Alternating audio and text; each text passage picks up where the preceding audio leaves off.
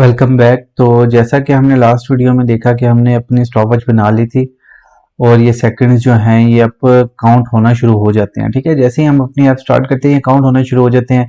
अब हमारे पास कोई बटन्स नहीं है जिसकी वजह से हम इनको स्टार्ट कर सकें और स्टॉप कर सकें। तो इस वीडियो में हम वो देखेंगे, लेकिन उससे पहले मैं आपको एक बात बता दूं कि जैसा कि मैंने आपको बताया था कि हमारे स्टेटफुल विजिट के अंदर लाइफ साइकिल्स होते हैं, जैसे कि इनिट स्टेट था, उसी तरीके से हमारे पास एक और ऑप्शन होती है जिसको कहते हैं हम डिस्पोज। ठीक है, सॉरी मैं यहाँ पे लिख रहा हूँ, ये हमने बिल्ड के अंदर लिखना है डिस्पोज। ठीक है, उसके अंदर हम क्या करेंगे, हम अपना जो ये टाइमर है ना इसको कैंसिल करेंगे। ठीक है, वो क्यों करेंगे, क्योंकि अगर हम एप्लीकेशन अगर इस तरह नहीं करते तो हम जैसे ही बैक प्रेस करते हैं या अपने ऐप को नीचे करते हैं तो ये काउंटर जो है ये चलता ही रहेगा। तो बेस्ट प्रैक्टिस यही है कि हम ये हमारा काउंटर है ना इसको हम सही टाइम पे डिस्पोज भी कर दें। ठीक है, तो जैसे ही अब हम अपनी इस पेज से बैक जाएंगे, फर्ज करें हमारे पास दो पेज हैं, फिलहाल तो एक ही है, या हम इस ऐप को नीचे करेंगे तो मिनिमाइज करेंगे इस ऐप को तो ये डिस्पोज हो जाएगा। ठीक है, तो अगर मैं इसको दोबारा से रन करूं तो ये सेम वैसे ही काम कर रहा है, बस ये कि ये डिस्पोज का मेथड बहुत ज़रूरी है। ठीक है, लाइफ साइकिल के अंदर तो ये हमने ऐड कर दिया। अब हमें क्या करना है, अब हमें ये है कि हम यहाँ पे दो बटन इसके नीचे ऐड करना चाहते हैं। तो सबसे पहले तो मैं क्या करूँगा, मैं यहाँ पे आऊँगा टेक्स्ट के अंदर और इसको मैं रैप कर दूंगा, रैप विथ कॉलम। ठीक है, इसको हम एक कॉलम के अंदर रैप कर देते हैं और आई थिंक मुझे अब ये सेंटर विजिट की ज़रूरत नहीं है, इसलिए मैं इसको रिमूव कर देता हूँ। तो अगर मैं इसको भी सेव करूँ तो हमारा टेक्स्ट जो है ये ऊपर चला गया। ठीक है, तो मैं क्या करता हूँ, अपने कॉलम के अंदर मेन एक्सिस एलिमेंट को main axis element dot centre कर देता हूँ, तो ये वापस हमारे पास सेंटर में आ गया। ठीक है, फिलहाल ये इधर हो रहा है, अभी हम इसको ठीक कर लेते हैं। उसके बाद अब मैं क्या करूँगा, मैं मेरा जो टेक्स्ट है ना, क्योंकि ये चिल्ड्रंस, अब यहाँ पे मैं मल्टीपल विजिट्स लिख सकता हूँ, तो सबसे पहले तो यहाँ पे मैं एक साइज बॉक्स बनाता हूँ और इसकी जो हाइट है इसको मैं कर देता हूँ 20। ठीक है, और इसको मैं कर देता हूँ कांस्टेंट और सेव कर देता हूँ। और इसके नीचे अब हम अपने बनाएंगे बटन्स। ठीक है, तो उससे पहले मैं यहाँ पे बनाऊंगा एक रो और इस रो को मैं कर दूंगा,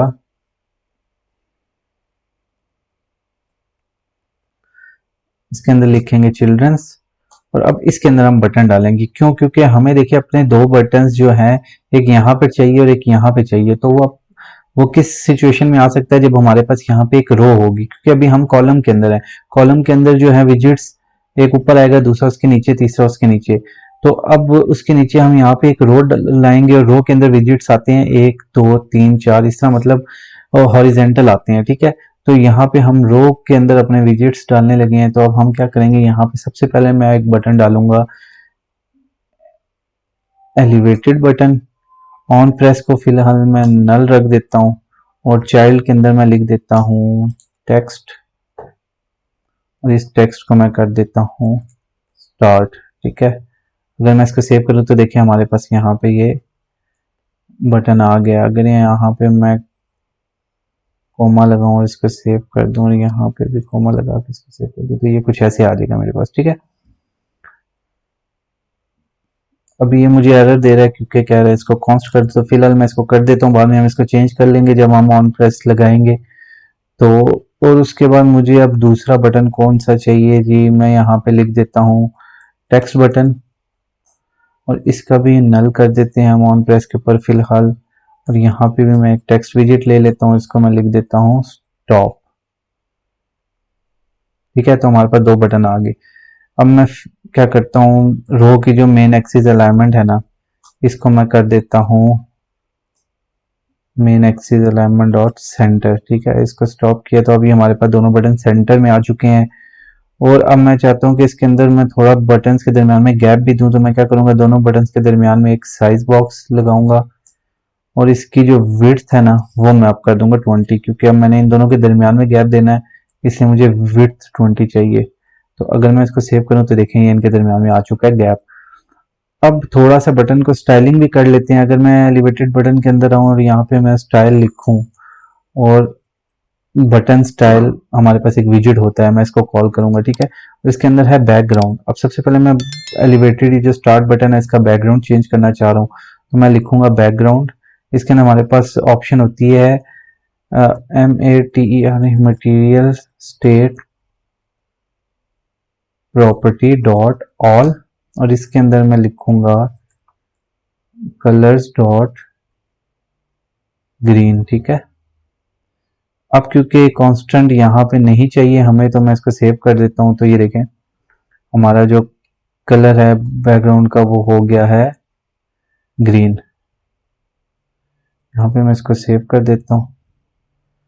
उसके बाद यहाँ पे फोरग्राउंड कलर है, उसको भी सेम यही material state property dot all करके कलर्स डॉट वाइट कर देते हैं, ठीक है। उससे क्या होगा, हमारा जो टेक्स्ट है इसका कलर वाइट हो चुका है, ठीक है।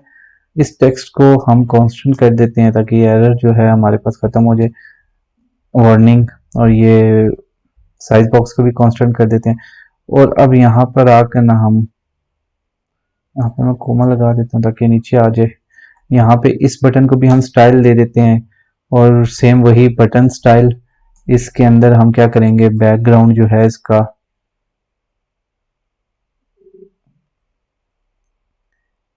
बैकग्राउंड कलर इसको करेंगे material state property dot all, इसको मैं कर देता हूँ डॉट रेड, ठीक है। और इसको यहाँ पे सेव करने के बाद अब देखिए ये रेड हो चुका है। और यहाँ पे मैं फोरग्राउंड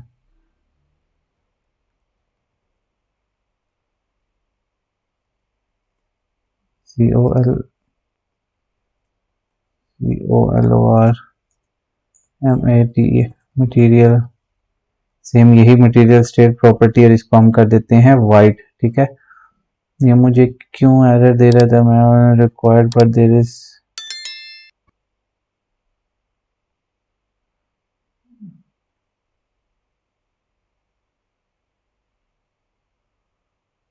मैंने कोई गलती कर दी है। MATE material state property dot all white, I think error चला गया, ठीक है। इसको मैं कर देता हूँ कांस्टेंट। तो अब हमारे पास जो है बटन तो बन चुके, ठीक है। अभी फिलहाल ये जो है क्लिकेबल नहीं है क्योंकि हमने इसको कोई फंक्शन नहीं दिया कॉल करने के लिए, या ऑन प्रेस के ऊपर अभी कुछ भी नहीं किया, मैंने नल किया हुआ है। उसके लिए अब हमने क्या करना है, हम यहाँ पे अगर मैं आऊं ऊपर बिल्ड फंक्शन से, और यहाँ पे मैं हम क्या करते हैं, यहाँ पे मैं फंक्शन बना लेता हूँ void start टाइमर, और यहाँ पे एक और फंक्शन बना लेते हैं void stop टाइमर, ठीक है। ठीक है, मैंने यहाँ पर दो फंक्शन बना लिए, लेकिन उससे पहले हमें क्या करना है, यहाँ पे मुझे एक बूलियन बनाना है जिसका नाम मैं रख देता हूँ इज काउंटिंग, ठीक है। और इसको मैं कर देता हूँ फॉल्स, ठीक है। यहाँ पे आने के बाद मैं लिखता हूँ सेट स्टेट, और इसके अंदर हम लिख देते हैं is counting is equal to true, यानी कि जब टाइमर स्टार्ट हो तो इज काउंटिंग ट्रू हो जाए। और यहाँ पे मैं लिख देता हूँ सेट स्टेट करने के बाद set state is counting is equal to false. अच्छा, यहाँ पे एक चीज है कि ये जो सेट स्टेट है ना, अब इसको मैं अगर इसके बाहर भी ऐसे लिखूं ना तो ये तब भी काम करेगा, ठीक है। तो हमें इसके अंदर लिखना जरूरी नहीं है, लेकिन इसके अंदर इसलिए लिख लेते हैं क्योंकि वो इसकी ब्रैकेट्स के अंदर आ जाता है तो इजी रहता है समझने में। लेकिन अगर हम इस सेट स्टेट के बाहर भी लिख लेते हैं तो वो काम वैसे ही करेगा, ठीक है, जैसे वो कर रहा था। तो उससे कोई इशू नहीं होने वाला। तो अब हमने यहाँ पे लिख दिया। अब मैं क्या करता हूँ, मैं अभी अपने यहाँ पे बटन्स में वापस आता हूँ। हमारे बटन्स यहाँ पे हैं ये वाला। अब ये हमारा बटन स्टार्ट है, ठीक है। इसमें मैं कहता हूँ कि अगर इस काउंटिंग जो है वो ट्रू है तो एक काम करो, इस बटन को नल कर दो, बेसिकली डिसेबल कर दो।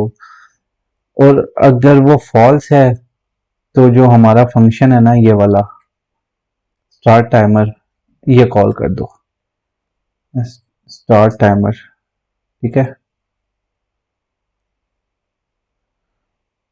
और सेम यहाँ पे आके मैं यही करता हूँ, मैं कहता हूँ अगर इस काउंटिंग जो है वो ट्रू है तो तब क्या करो।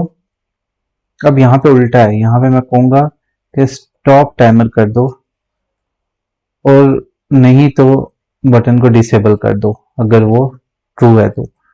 बेसिकली अब ये करेगा क्या, अगर मैं यहाँ पे वापस आऊँ ना, मैं अगर इस पे प्रेस करता हूँ तो देखिए ये प्रेस हुआ एक दफा, लेकिन अब दूसरी दफा प्रेस नहीं हो रहा, यानी कि ये नल हो गया बटन, क्योंकि इस काउंटिंग जो है वो अब ट्रू हो चुकी है।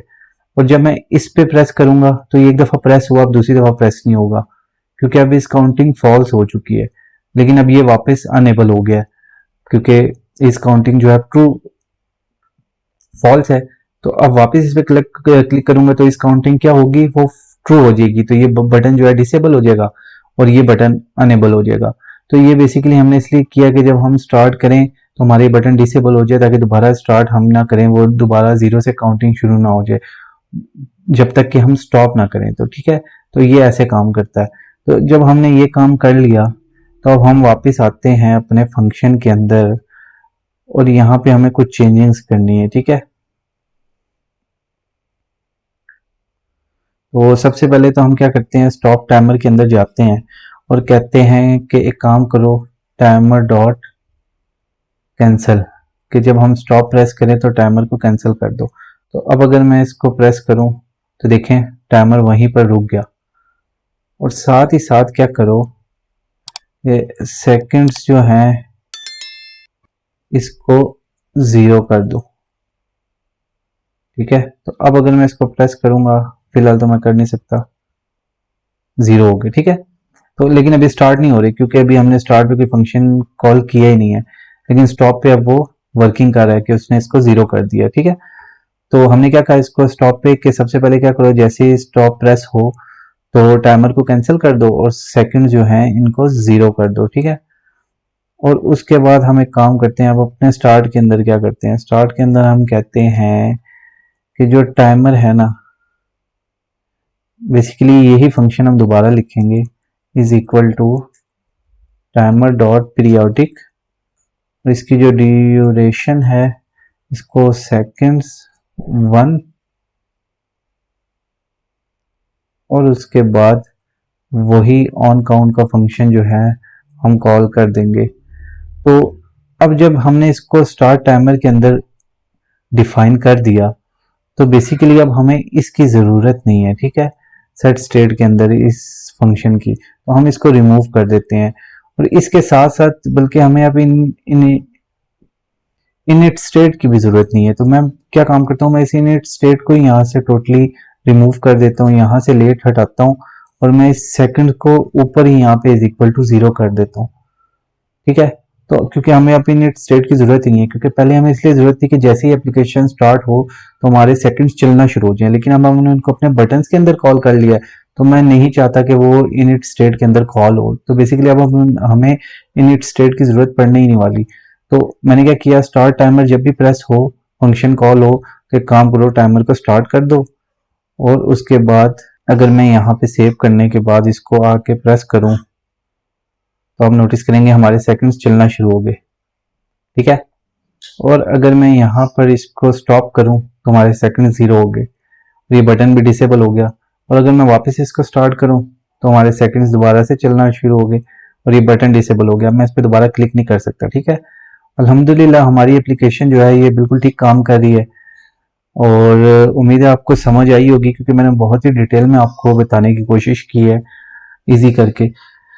तो अगर फिर भी कोई चीज़ समझ नहीं, आप कमेंट सेक्शन में मेरे से पूछ सकते हैं। इसके अलावा ये जो मैंने अभी बटन बनाए हैं, मैंने 2 ही बटन यूज़ किए हैं, एलिवेटेड बटन और टेक्स्ट बटन, लेकिन इसके अलावा भी हमारे पास बहुत से बटन्स हैं जो हम अपनी ज़रूरत के हिसाब से, जब हमें जिस किस्म का स्टाइल चाहिए हम वो यूज़ कर सकते हैं, जिसके अंदर बेसिकली आइकन बटन आ जाता है, जिसके अंदर फ्लोटिंग एक्शन बटन आ जाता है, जिसके अंदर ड्रॉप डाउन बटन आ जाता है, और भी हैं। तो वो आप जाके सर्च कर सकते हैं, खुद थोड़ी सी रिसर्च भी करें, देखें, पढ़ा करें आर्टिकल्स वगैरह। तो आपका क्या होगा कि बहुत चीज़ें आपको और भी पता चलेंगी। तो इंशाल्लाह चलें नेक्स्ट वीडियो में मिलते हैं। अब नेक्स्ट वीडियो में हम क्या करेंगे, इसी के अंदर हम नीचे अपने टाइम लैप्स जो है उसको शो करने की कोशिश करेंगे। यहाँ पे एक और बटन ऐड करते हैं लैब्स का, कि जब हम लैब्स पे क्लिक करें तो हमारे यहाँ पे लैब्स जो हैं वो काउंट होना शुरू हों। और उसके अलावा हम स्क्रोलिंग के लिए उसके ऊपर देखेंगे कि हम लिस्ट को स्क्रॉल कैसे कर सकते हैं और लिस्ट कैसे बना सकते हैं। वीडियो अच्छी लगी तो वीडियो को लाइक करें, चैनल को सब्सक्राइब कर लें, इसको प्रैक्टिस ज़रूर करें। और जो कुछ आप बना रहे हैं तो प्लीज़ मेरे फेसबुक पेज पे जो है, आप फेसबुक का जो ग्रुप है हमारा, उस पर शेयर कर सकते हैं जो कुछ आप क्रिएट कर रहे हैं। कुछ हेल्प चाहिए आप वहाँ पे पूछ सकते हैं, कमेंट सेक्शन में मेरे से पूछ सकते हैं। मैं इंशाल्लाह आंसर करने की पूरी कोशिश करूँगा। अपना ख्याल रखिएगा। अल्लाह हाफिज़।